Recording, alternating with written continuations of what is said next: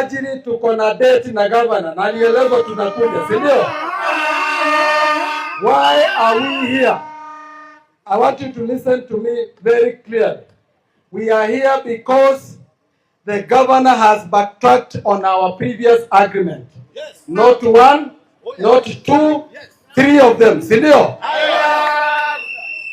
You must understand that this is a governor who took over from another governor. Sindio? Now, he promised to ensure that his priority shall be all-time matters of health. Sindio? The first thing that walisema ni nini? Alisema atafanya promotion and a redesignation of our clinical officers. Ingia akasema hiyo budget haikuwa yake, si ndio? There was some money. There was money to promote people. Akaomba apewe muda na tukakubaliana na yeye, si ndio?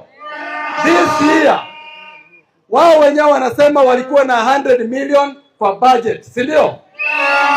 Sisi tumeshafanya tathmini yetu, tumejua they had over 210 million. Excuse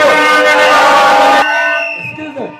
These were money that was intended to promote clinical officers, to redesignate them, and to ensure that we can employ more healthcare workers. Now,